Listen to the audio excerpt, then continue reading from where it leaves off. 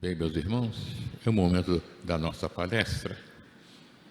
E antes da nossa palestra, nós vamos ler a nossa mensagem do dia,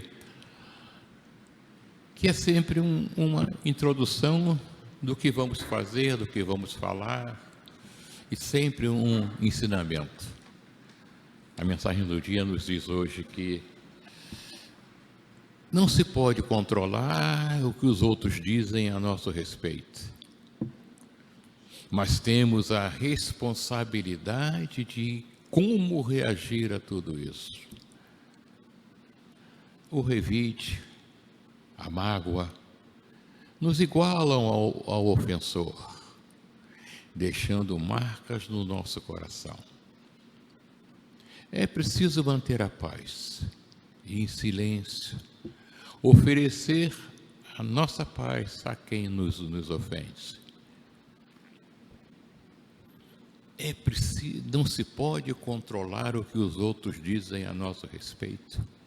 E não podemos e não devemos. Muitas vezes, o que dizem a nosso respeito, as injúrias, as maledicências, que nos atingem muitas vezes, até chega a começar a nos magoar. Nós recebemos, mas nós temos a responsabilidade de não devolver a mesma moeda. Nós não podemos nunca admitir o bateu, levou. Jesus, numa belíssima parábola, já fala que devemos, quando somos atingidos numa face, oferecer a outra face. A outra face que nós oferecemos é o nosso silêncio, é a nossa paz, é o nosso perdão. Porque nós não podemos nos igualar ao nosso ofensor. Não que ele seja pior, que ele seja inferior, ele é um ser igual a cada um de nós. E sabe-se lá por que momentos ele está passando para ter essas atitudes. Sabe-se lá, se nós estivéssemos no lugar dele, talvez não fizéssemos até pior. Por isso é exigido de cada um de nós esse momento de reflexão, nesses momentos mais duros, mais difíceis da convivência, no relacionamento com os amigos, na família, em todos os lugares. Porque quando nós igualamos a quem nos ofende, nós trazemos para o nosso coração a mesma dor que ele está sentindo, a mesma negatividade por que ele está passando. E como diz o Mestre, amai os vossos inimigos, amai a Deus sobre todas as coisas e ao próximo como a ti mesmo. Então, se eu amo, eu não revido. A minha paz tem que ser mais forte do que talvez o rancor que ele tem. E se eu não o revido abertamente, mas no meu coração eu desejo paz para ele. Em silêncio, talvez. E é esse silêncio, é essa paz que o faz refletir, talvez não no exato momento da ofensa, mas vai fazê-lo refletir depois. E com certeza ele vai perceber que se excedeu. Talvez nem tenha coragem de se desculpar, como talvez nós também não tivéssemos coragem de fazê-lo. Mas com certeza seus olhos nos olharão de uma outra maneira da próxima vez. Porque nós lhe oferecemos a paz. É essa paz que todos nós precisamos ter e oferecer a quem nos ofende também. Graças a Deus.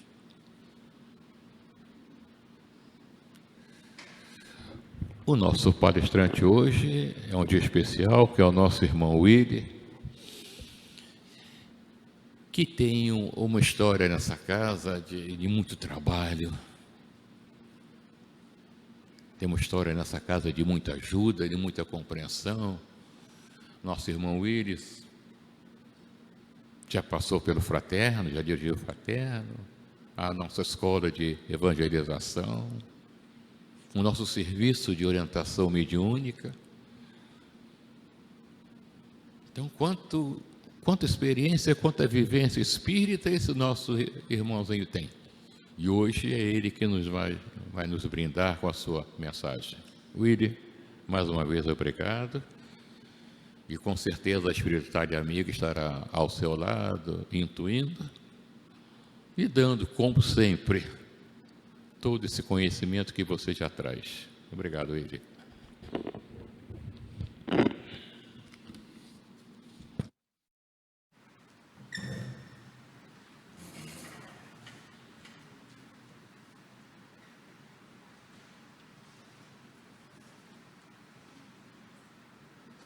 Bom dia a todos, irmãos e irmãs. Paz de Cristo para todos nós nesse domingo radiante. E muita luz nesta casa, nesta minicidade do amor. Agradeço as palavras carinhosas do nosso irmão Ari. Ainda tenho muito que aprender ainda. E cada dia eu aprendo mais. Aprenda com aquele que já está aqui nesta casa há muitos anos e aprenda com aquele que está chegando agora, que é o trabalhador de última hora, porque o salário é o mesmo para todos. Então eu tenho aprendido muito, tenho muito que aprender ainda, e através desse aprendizado eu vou tentando me modificar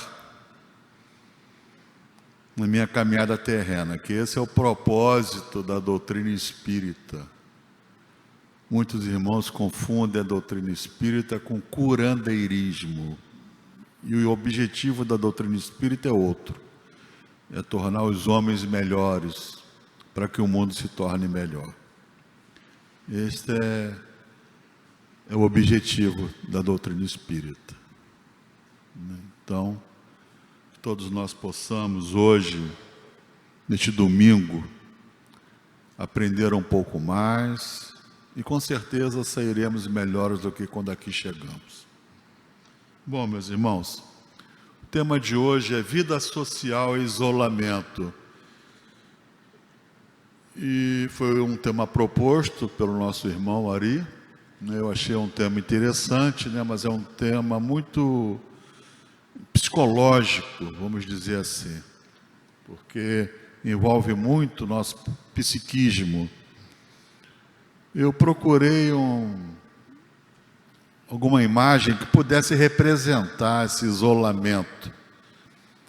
Eu encontrei, pesquisando nas imagens, essa árvore seca, está no deserto, parece um deserto ali no areal, que representa justamente aquele ser humano, aquela pessoa que se isola de tudo, ela seca, não tem mais viço, não tem mais folhas, ela está sozinha, definhando.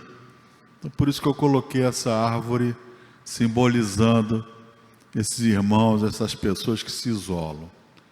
A vida social e isolamento. Ora, meus irmãos, o homem de uma maneira genérica, eu me refiro a homem e mulheres, o homem como ser humano, é um ser gregário, ele vive em comunidade. Ele foi criado pelo nosso Pai para viver em sociedade, para sua própria sobrevivência, para sua própria segurança. Então ele vive em grupo, desde os primórdios da humanidade, antes da pré-história. O homem das cavernas, o homem primitivo, eles viviam em grupos, porque eles se ajudavam mutuamente na caça, na segurança dos seus filhos, na defesa da sua família, da sua tribo. contra os animais daquela época, né? Que eram muito mais perigosos do que agora, né? Tempo dos dinossauros, dos mamutes. Então eles tinham que se agrupar para a sua própria sobrevivência. Eles não viviam isolados. E até hoje nós temos assim povos primitivos ainda que se grupam para que possam manter a sua sobrevivência. É o caso dos aborígenes, que até hoje temos ainda na Austrália. Nossas tribos também, aqui no Brasil, elas se unem para que possam se manter, se proteger, sobreviver da alimentação, da sua segurança e da sua comunicação, que a comunicação é importante. A interação entre os seres humanos, ela é importante.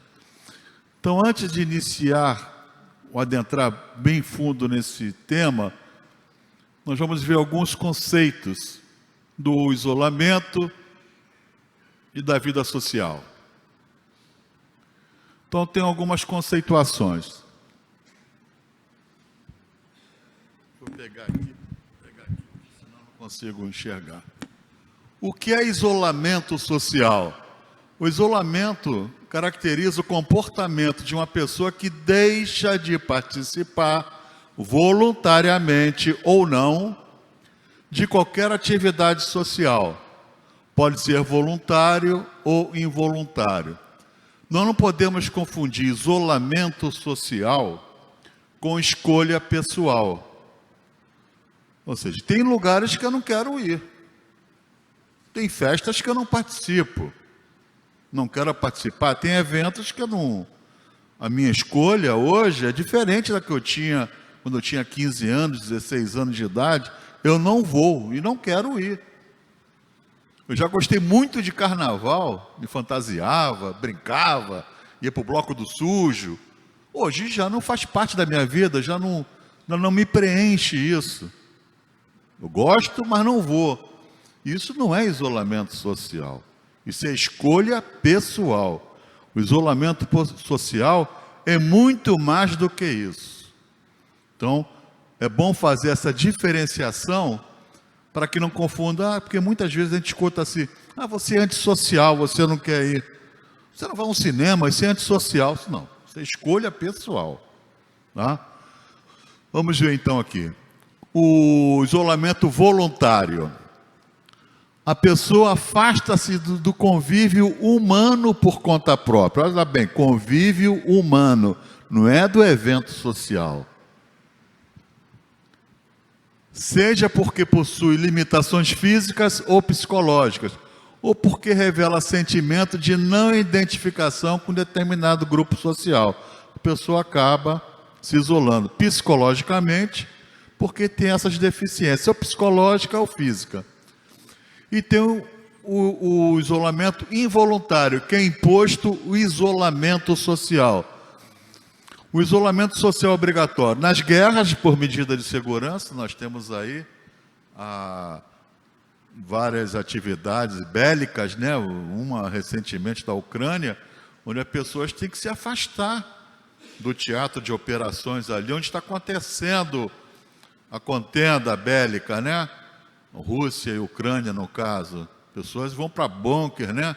Ficam ali no subterrâneo, ou se afastam, vão para uma área mais deserta, para que não sofram com os ataques. Isso é um isolamento involuntário, é obrigatório isso aí. E temos as medidas sanitárias também, que nós passamos recentemente por uma da Covid, o isolamento social, ou distanciamento, como queiram chamar, que no fundo é a mesma coisa. Mas aí foi imposto, porque as doenças infecciosas transmissíveis com elevada taxa de mortalidade. Exemplo, a Covid-19. Nós tivemos que ter esse isolamento social. Então, nós temos esses dois tipos de isolamento.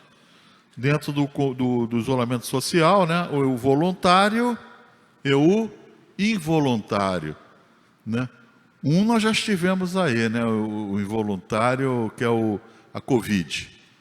Né? Que, graças a Deus, se vocês não sabem, OMS, essa semana agora, ela já decretou, né, assim, regulamentou que a Covid está sobre, vamos dizer, controle, né? E já não é uma pandemia global. Ainda bem, graças a Deus, né? Bom, vamos seguindo. Desde a década de 70, há um aumento nos números de isolamento social e solidão. Veja bem, isolamento social e solidão na população, o que levou vários pesquisadores a afirmar que existe uma epidemia da solidão. As pessoas podem estar cercadas de pessoas, vejam bem como é interessante isso, mas se sentem na solidão. Não deixa de ser um isolamento também. É uma epidemia. Várias pessoas se sentem sozinhas. Sozinhas porque não são ouvidas. Ninguém lhes dá a devida atenção. Infelizmente acontece isso. Eu trabalhei no atendimento fraterno durante muito tempo, coordenei o atendimento fraterno inclusive. E a maioria das queixas das pessoas, por incrível que pareça, não era apenas física, uma doença contagiosa, uma doença incurável, não, solidão. Tem um esposo, ou tem os filhos, ou tem a mãe, tem o pai, mas vivem isoladas no seu próprio lar, porque ninguém quer ouvi-las. E quando elas chegam ali no atendimento fraterno, elas sentam e têm todo o tempo para falar. E quando terminam de falar, se sentem melhores. E essa epidemia da solidão está muito grande. Veja que com o advento da tecnologia, do celular, vamos dizer assim, que era para agregar as pessoas, diminuir as distâncias, né? De fato diminuiu. Hoje você consegue falar com a Índia, com o Japão, com a Rússia, qualquer país do mundo através do celular. Era para unir as pessoas, né? Justamente está acontecendo o contrário, está isolando as pessoas. Onde o pai, ou a mãe, ou o irmão, para entrar em contato com uma pessoa de dentro de casa, tem que mandar um zap para dizer: o jantar está na mesa. Eu fui a minha filha me deu de presente Dia dos Pais. Pai, vamos numa churrascaria? Eu ainda estou na carne ainda, né? Eu ainda continuo ainda nessa... Não cheguei a essa espiritualização total de não comer carne. Não como carne ainda, né? Mas vou chegar lá ainda. Vou virar vegetariano... Vegano não, mas vegetariano eu vou chegar lá. Ainda chego lá. Mas minha filha me deu de presente, né? Vamos na churrascaria. Pai, fomos numa churrascaria boa. Estava cheia a churrascaria, mas estava sendo feita a reserva, né? E eu estava observando as mesas, o pai, a mãe, os irmãos, todo mundo com o celular na mão, não interagiam. Eu falei assim: meu Deus do céu, um congraçamento, que é a hora de todo mundo ficar feliz, conversarem, né? Rirem, contarem casos, relembrarem de coisas passadas, de festa. Celular na mão. Poxa vida, então qual é o propósito? É chegar ali, comer, e não sentem nem o gosto da comida, porque não estão prestando atenção na comida, estão prestando atenção ali nas mensagens. Já está se tornando, inclusive, uma obsessão. Nós temos vários tipos de obsessões. Uma obsessão digital. Nós já temos casos na psiquiatria de jovens com abstinência quando lhe é retirado o celular, de quebrarem a casa, querer bater no pai, na mãe, porque não aguentam ficar sem o celular.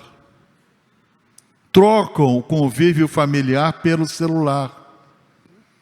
A internet é boa, é excelente para estudo, para pesquisa, mas acontece que, infelizmente, eu digo mais para os nossos filhos, que não têm tanta experiência assim, né? Vivência, que muita coisa errada está sendo passada na internet. Estão tomando os lugares dos pais. E os pais não estão percebendo isso. E está havendo, através disso, isolamento social e um grande número de suicídios. Fui coordenador do atendimento fraterno, jovens de 14, 15 anos de idade, crianças com 8 anos de idade tentando suicídio. O que é que leva uma criança com 8 anos de idade a tentar um suicídio? Falta de carinho? Falta de amor? Não sei. É o grande mal do século. A solidão está chegando aí. Vamos ver. Com a pandemia, tanto a solidão quanto o isolamento social vem apresentando um alarmante aumento nos seus índices, levando uma série de consequências negativas aos indivíduos. Essas que eu já citei aqui. Há diferença entre solidão e isolamento social.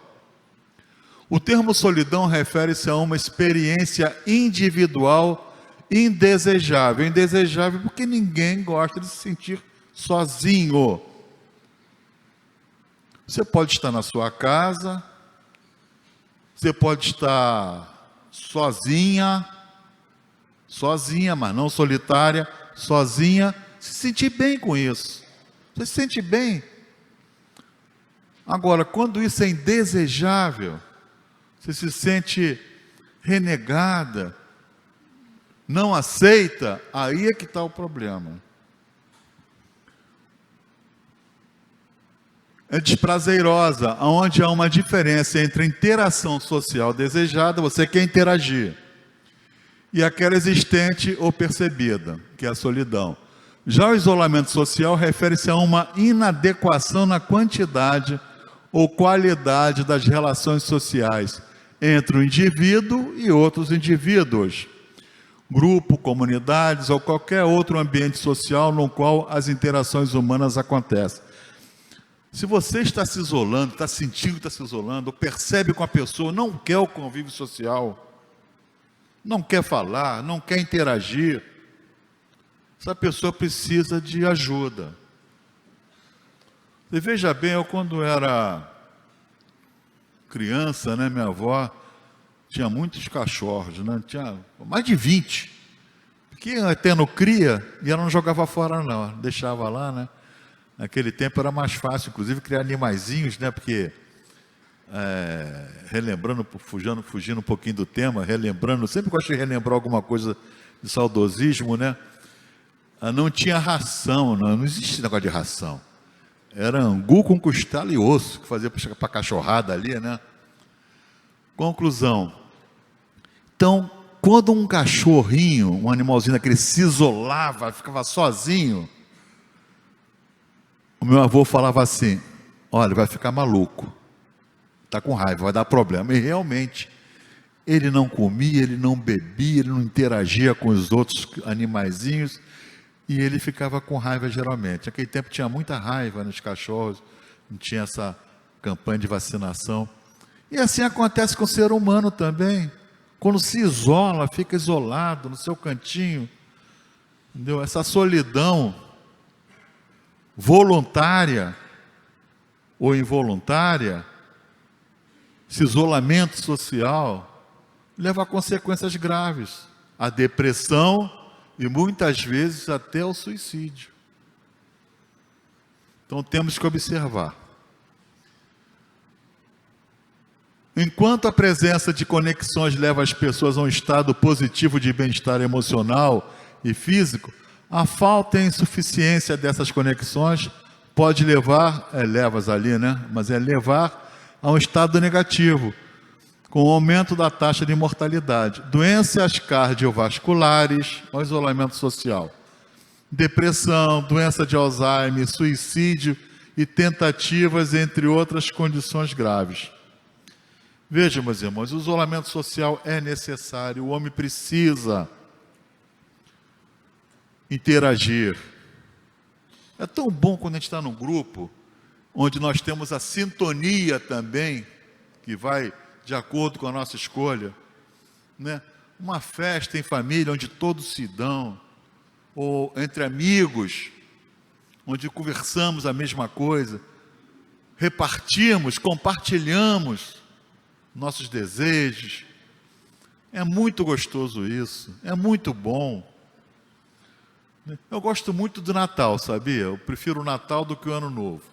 Porque o Natal ali em família, a gente conversa, a gente bate papo. É claro que nem toda a família é uma grande escola. Ali nós encontramos inimigos de outras eras. Nós estamos ali para nos acertar nessa reencarnação, né?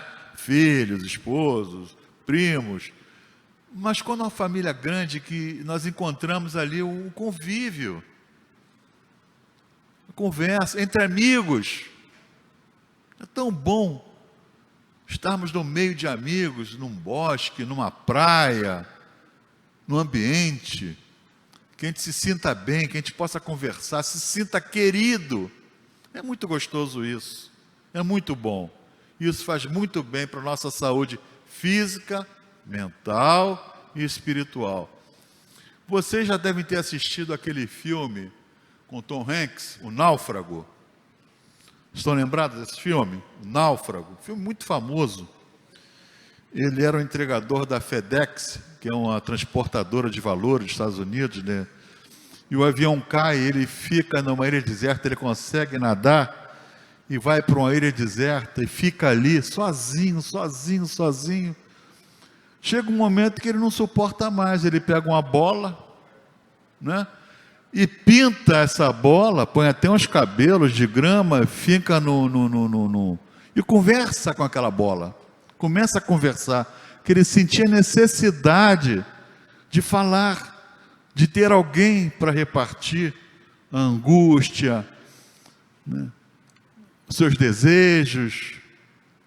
E aquilo era bom, e ficou amigo da bola, ao ponto de ele fazer uma balsa para fugir, sair da ilha, né, ver se achava socorro.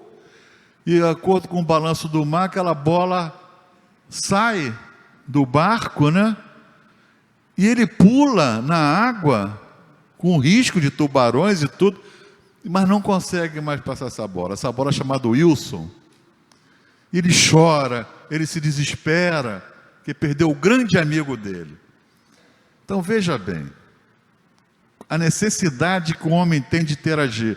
E nós temos, né, no nosso tempo de infância, talvez até muito antes, né, Daniel Defoe, né, que escreveu Robinson Crusoe.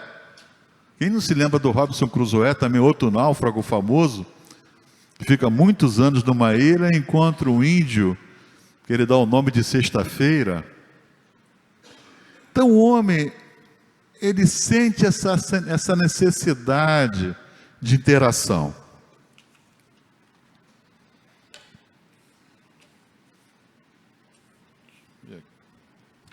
Vamos lá, vamos seguir. O que nos diz a doutrina espírita? Isso foi aquela parte social que nós vimos. Agora, o que nos diz a doutrina espírita? A lei natural é a lei de Deus. É a única verdadeira para a felicidade do homem. Indica-lhe o que deve fazer ou deixar de fazer. E ele só é infeliz quando dela se afasta.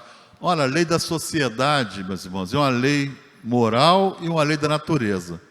Quando nos afastamos da lei natural, que é a lei divina, nos afastamos de Deus também. Mas vamos ver, a lei da sociedade, que é uma lei, hein? Necessidade da vida social. A vida social está na natureza, ou está em a natureza, como está no livro dos Espíritos? Certamente. Deus fez o homem para viver em sociedade. Não lhe deu inutilmente a palavra e todas as outras faculdades necessárias à vida de relação. Olha, se eu falo, se eu interajo, se eu tenho condição, se eu ouço, se eu tenho condição de interagir, e se eu não ouço, não falo, eu tenho gestos, eu tenho outros meios de comunicação. Por quê? Deus me deu isso inutilmente para viver isolado? No próprio livro dos Espíritos está lá. Será o sacrifício mais adorado a Deus que aquele ermitão, que é o homem que vive no alto da montanha, orando, só orando, ele se isola voluntariamente para ajudar as pessoas? Será que ele está ajudando? No livro dos Espíritos diz que não. Porque ele não desce o monte e vai ajudar as pessoas ali, como fez a Madre Teresa, como fez a Irmã Dulce dos pobres. Ajudo muito mais do que eu ficar isolado. Inclusive, eu não sei se foi a Madre Teresa ou a Irmã Dulce que falou que as mãos que trabalham são mais abençoadas do que os lábios que oram. Não é isso? É contrário à lei da natureza o insulamento absoluto. Insulamento vem de ilha, né? A pessoa é uma ilha, insular. Sem dúvida, porque por instinto os homens buscam a sociedade e todos devem concorrer para o progresso, auxiliando-se mutuamente. Como haveria progresso se nós nos isolássemos? Como eu aprenderia com o que você tem para me ensinar? O que eu poderia lhe ensinar de bom? Os meus erros, as mágoas, o desgosto. Foi falado isso aqui na mensagem. Testar minha paciência, provar minha paciência. Ora, já pensou se eu vivesse isolado? Como é que eu ia progredir espiritualmente? Se não tem ninguém para provar minha paciência. Se aquele vizinho que me incomoda já não mora do meu lado. Hein? Aquela pessoa, aquele chefe chato, já não é mais meu chefe. Eu estou sozinho no mundo. Como é que eu vou? Sozinho no mundo, quer dizer, no meu insulamento particular, né? Então, como é que eu vou fazer, pessoal? Como é que eu vou progredir? Eu vou ajudar quem? Eu vou ser ajudado por quem? Vocês já pensaram se o mundo, né, terminasse, de repente, ficasse só você no mundo? Só você, sem ninguém para te perturbar, ninguém para te cobrar. Será que seria bom isso? Pensa bem. Hein? Já pensaram nisso? Né? Tem pessoas que falam, se eu pudesse. Vocês não falaram, ninguém de vocês falaram isso ainda, né? Mas alguém deve ter falado, né? Em outro local, né? Tem hora que dá vontade de sumir, ficar sozinho. Subir uma montanha e ficar sozinho lá. Você não aguentaria. Você não aguentaria. Olha só. Eu quando tinha muito menos idade, meus 19, 20 anos de idade, eu fui morar num local em 1980, por aí. Não, 80 já tinha 22, por aí.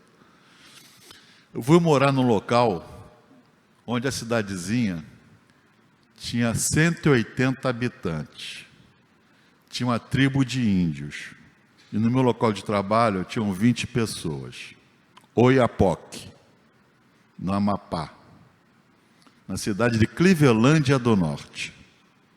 Olha, era uma beleza lá. Tem um rio maravilhoso onde a gente podia beber água do rio.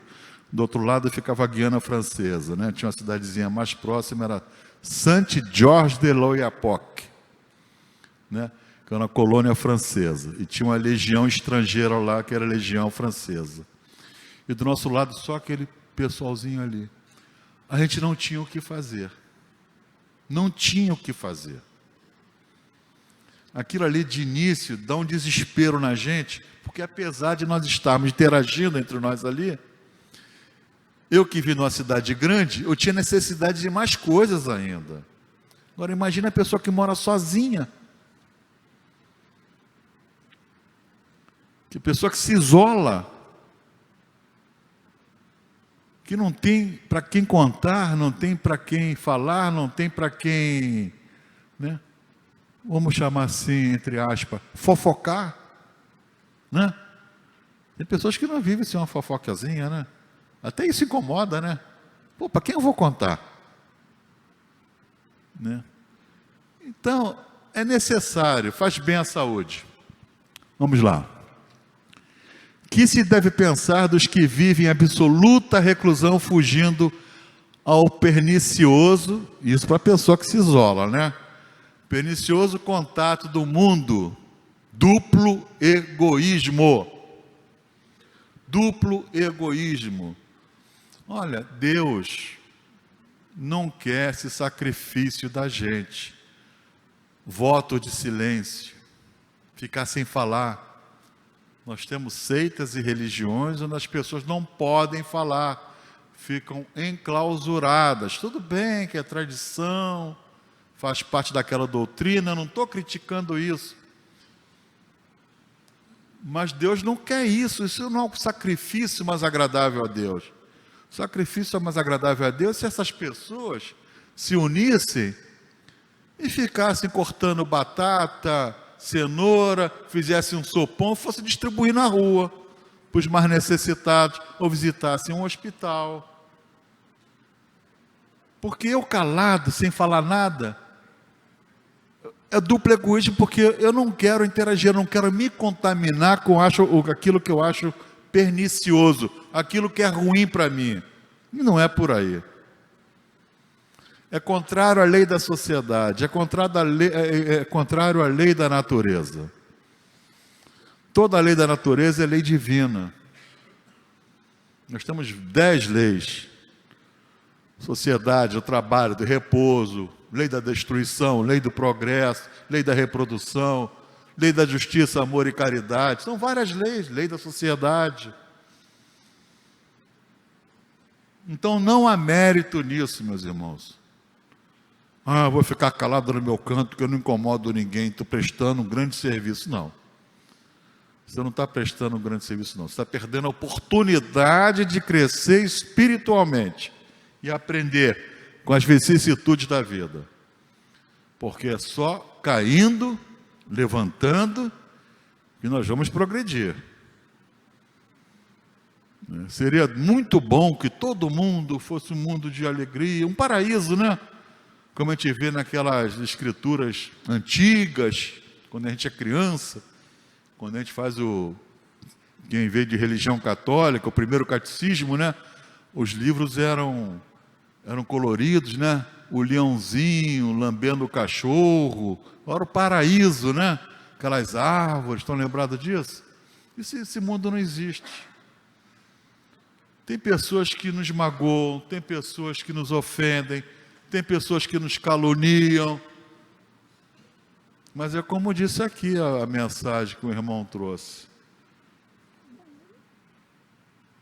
Eu retribuo com amor. E é assim que eu faço hoje. Eu não era assim não, mas eu aprendi, a vida foi me ensinando.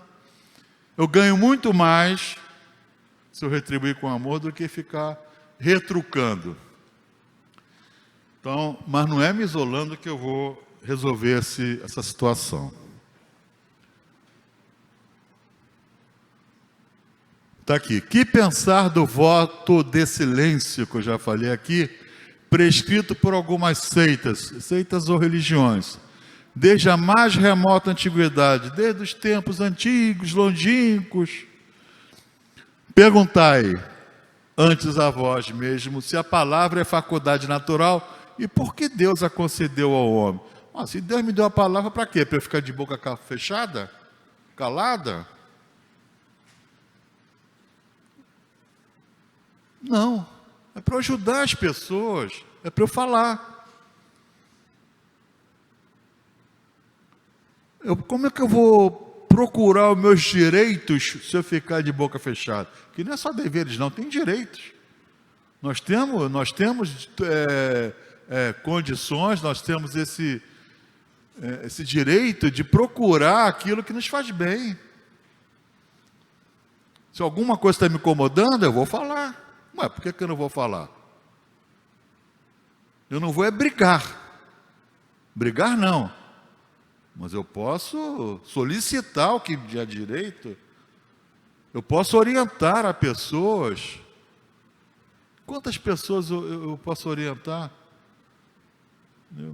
Eu não gosto de citar assuntos particulares não, pessoais meus, Mas eu fui visitar uma prima minha, foi na sexta-feira, prima advogada, morava com o pai e a mãe, numa casa onde meus avós deixaram, uma casa grande, entendeu?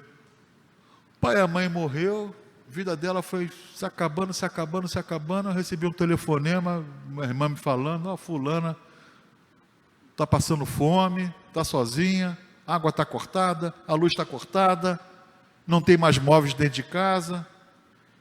Meu Deus do céu. Eu fui lá. Fazia muito tempo que eu não via essa prima, porque ela mesmo se afastou da família. Mas isso não me impediu de ir lá falar alguma coisa para ela, abraçar. Eu dei aquele abraço, que não é nem um abraço, é um passe, onde a gente deseja muito amor, muito afeto, sabe? É aquele abraço de amor mesmo, que a gente deseja tudo de bom ali, que Deus abençoe. Sem ela saber, mas aquele abraço meu não era um abraço físico, era um abraço espiritual. Um abraço também é paz. Todos nós podemos dar paz. Até no bom dia é um passo que a gente está dando. E ela se sentiu melhor, começou a chorar, e eu comecei a conversar com ela, tal. Eu falei que a vida é sempre um recomeço. A gente está sempre recomeçando. O que você perdeu, tem pessoas piores do que você. Você ainda tem essa casa, esse teto. E as pessoas que estão na rua. E eu fui usando esse dom que Deus me deu da palavra, de eu poder falar, para amenizar aquele sofrimento. E eu senti que ela ficou mais, sabe? E eu falei, a última palavra que eu falei assim, ó, você não está sozinha. Tem uma pessoa do seu lado. Bom, eu saí dali feliz. Mas eu usei esse dom que Deus nos dá a todos, de poder falar, de poder comentar, de poder ajudar. Então, por que eu vou ficar calado? Vou me encerrar, me enclausurar? Qual seria o mérito? Será que Deus aprova isso? Tanta gente necessitando da nossa ajuda. Que meter a mão no bolso e tirar dinheiro e dar é fácil, para quem tem. 10 reais, 20 reais, 100 reais, 1.000 reais, 1 milhão para quem pode, é fácil. Agora, doar seu tempo, quem se dispõe a ir a um hospital visitar um amigo? É difícil. Puxa vida, domingo, vou lá no hospital. Antes de dar desculpa, eu não gosto de hospital, me sinto tão mal. Tantas pessoas lá passando sofrimento. Pois é, estão necessitando de você, que vá até lá. A gente não vai. Fulano desencarnou ou morreu. Eu vou lá no cemitério, eu não gosto de cemitério. Você não vai pelo morto não, pessoal. O morto já foi. Ali está só a carne. Você vai pela família. Levar uma palavra de afeto, de esperança. Dizer que a vida não terminou, que a vida continua. E a gente vai se apagando. Isso é um isolamento também. A gente vê isolamento social, onde a gente não vai. Não é só isso não, isolamento também é isso. Vamos lá. Sem o contato social, o espírito se embrutece. O insulamento, como já vimos anteriormente, é contrário à lei da natureza. Isso porque, pelo próprio instinto, o homem busca a vida comunitária. Próprio instinto. É o caso do náufrago que eu contei aqui agora. De modo a concorrer para o progresso, mediante o auxílio recíproco, um ajuda o outro. A solidão torna o homem improdutivo e inútil para os seus semelhantes. E isto não pode agradar a Deus. Aqui vi um exemplo bem bonito. Eu, quando era criança, eu ficava admirando aquilo, né? Um formigueiro. Coisa linda o formigueiro. Vocês olhem só em cima, aquela carreirinha, elas levando as folhas, né? Mas se vocês pudessem entrar dentro do formigueiro e ver a quantidade de túneis que tem ali, e cada um tem uma missão, tem as cortadeiras, tem as empilhadeiras, tem as guerreiras, como elas se ajudam umas outras, as abelhas também, até no reino animal se ajudam. Quem gosta de ver aquele programa da National Geographic, né, dos animais, coisa linda, são as colônias, as manadas, as matilhas, daqueles animais que se auxiliam um ao outro, e nós estamos nos isolando. Olha, foi quarta-feira passada, acho que foi quarta-feira passada, tivemos uma palestra aqui maravilhosa, do irmão que é peruano, o Luiz Rivas, né? Que é amigo, inclusive, do Maurício de Souza, que escreve a Mônica e tal, aqueles livros todos. E ele está fazendo uma pesquisa sobre transcomunicação prática. Você grava os espíritos, você tira foto dos espíritos, ele trouxe várias gravações que ele fez. Tem que ver o que os espíritos nos falam, né? Que nós temos que nos acertar, que nós temos que nos ajustar. Nós estamos nos separando muito. E outra coisa, e eles estão aqui conosco, e eles vão vir materializado para nos indicar alguma coisa. Talvez eu não esteja aqui, ou talvez até esteja já em outro corpo, né? Não sei. Mas o que vai acontecer, vai. Porque eles falam, tem outros mundos habitados. A casa de meu pai tem muitas moradas, né? E eles se comunicaram. E os cientistas da NASA descobriram que tem uma frequência que eles entram de outros mundos, né, de outros planetas habitados, que até 2030 eles vão se comunicar com a gente. Só que a doutrina espírita já está se comunicando. A ciência, melhor dizendo, não é nem a doutrina espírita, a ciência, através de mecanismos, de aparelhos de última tecnologia no momento, é o que é possível, se comunica com esses irmãos. Eles têm os aparelhos onde eles têm aqueles ruídozinhos, sabe, aquele rádio antigo, de ondas curtas, coloca aqueles aparelhos, esses seres invisíveis, né, que moram em outros planetas, ou que moram em outra dimensão, eles pegam esses ruídos e transformam em fonemas, e aí eles dão a mensagem deles. Interessantíssimo. E eles falam que nós temos que nos ajustar, nós temos que nos auxiliar. Que são seres muito mais adiantados do que a gente, né?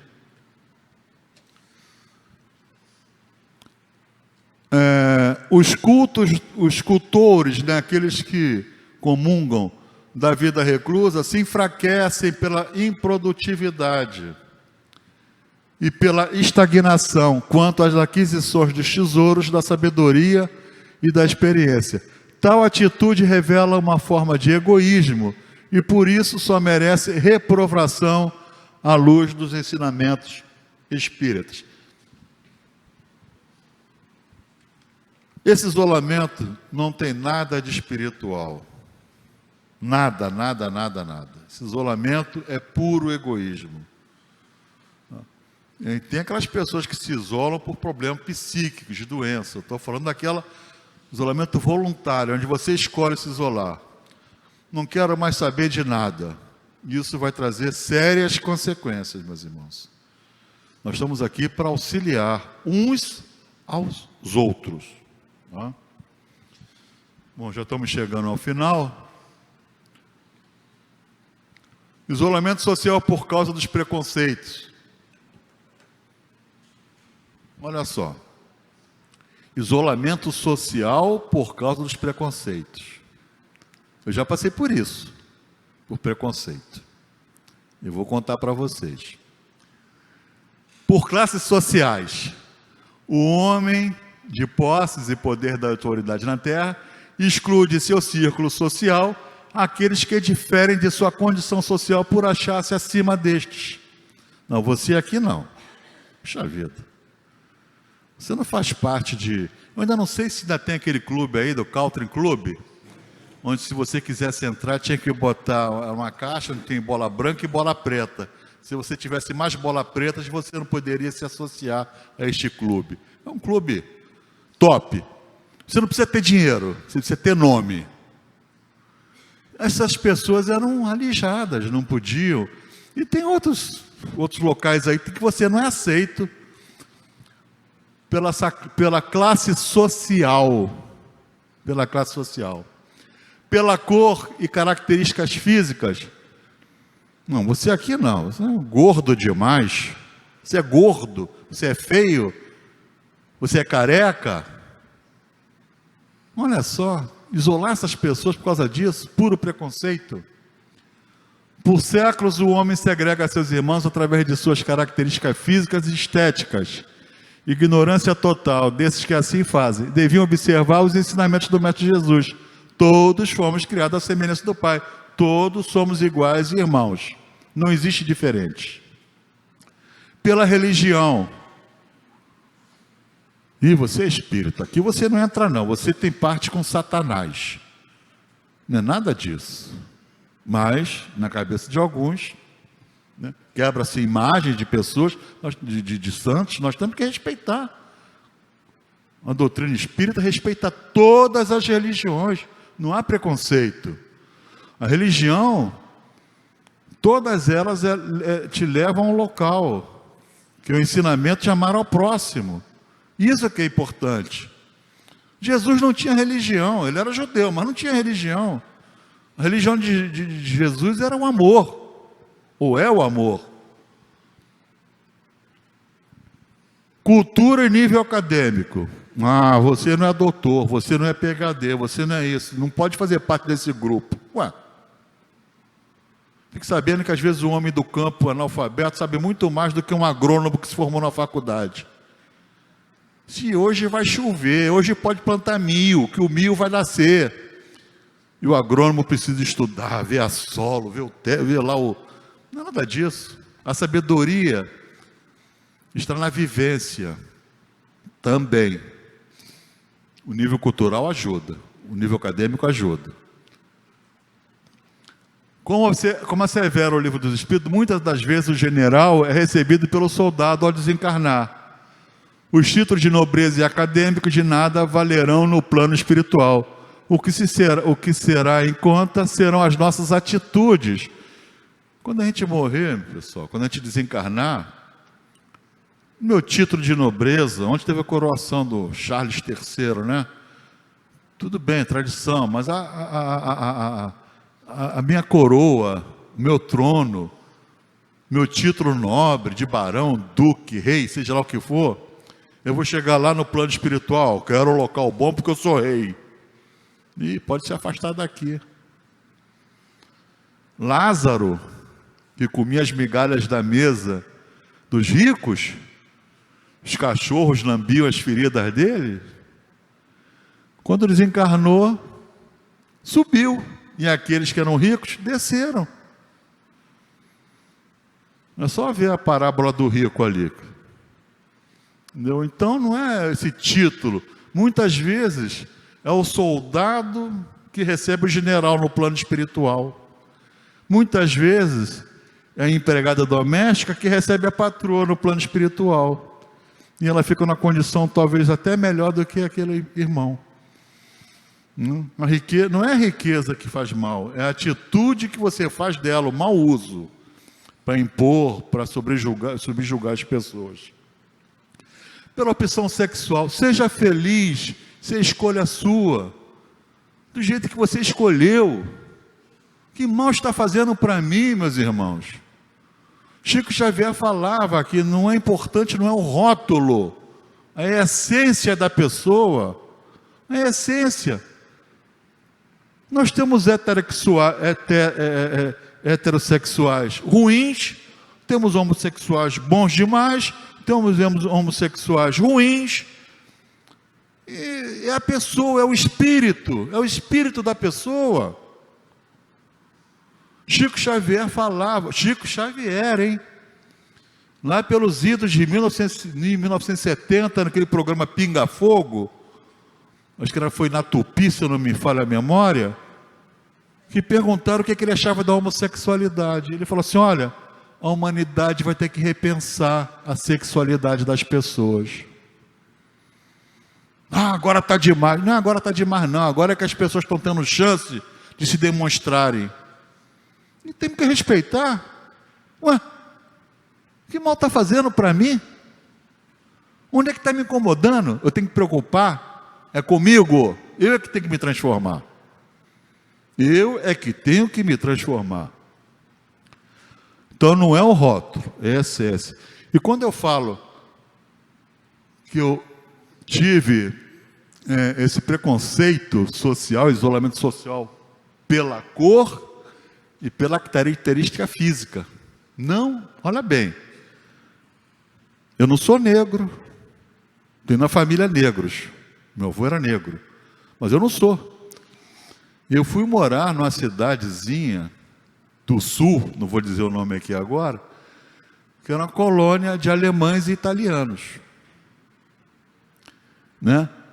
E minha esposa, mulata, negra, apesar de aparentar o cabelo liso, que ela usava produtos para alisar, mulher bonita,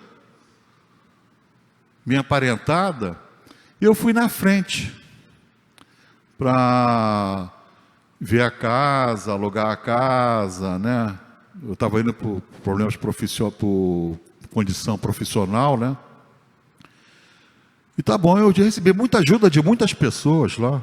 Recebi ajuda de muitas pessoas. E me falaram assim: quando você chegar com sua esposa, lá não tinha aeroporto. A gente pega você na rodoviária. Tudo bem. Aí eu ajeitei tudo, comprei os móveis e tal. Depois de um mês, eu só vou buscar minha esposa e pedir para um amigo me pegasse na rodoviária.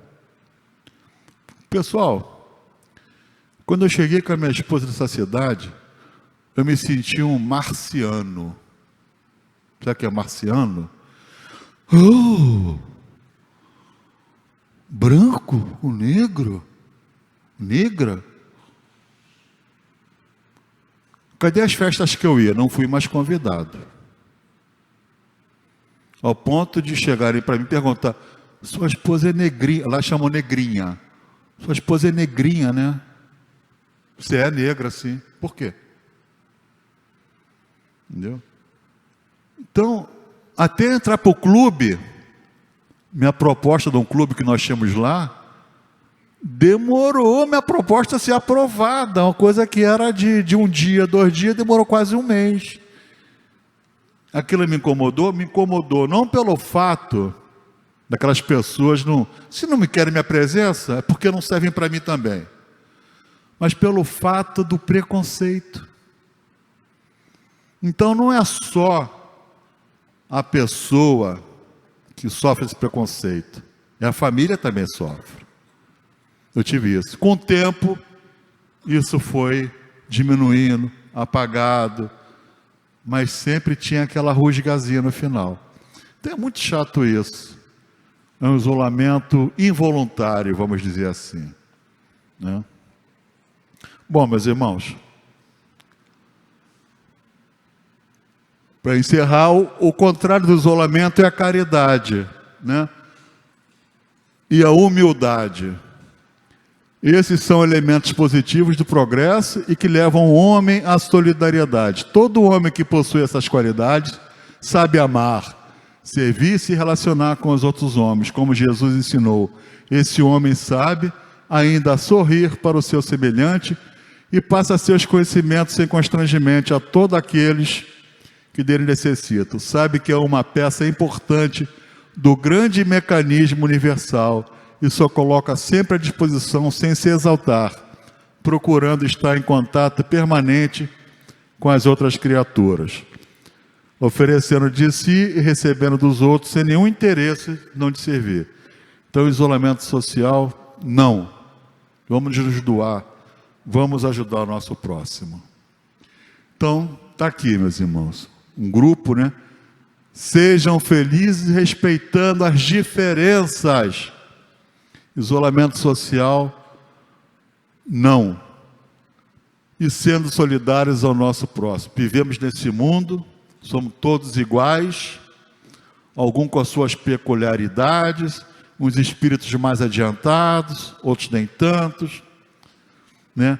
Mas vamos respeitar as diferenças. O isolamento não vai nos afastar desses irmãos, vão agravar nossa condição espiritual. Então agradeço a vocês a paciência de ter me ouvido, que tenham um ótimo domingo e todos recebam aquilo que vieram buscar. Graças a Deus.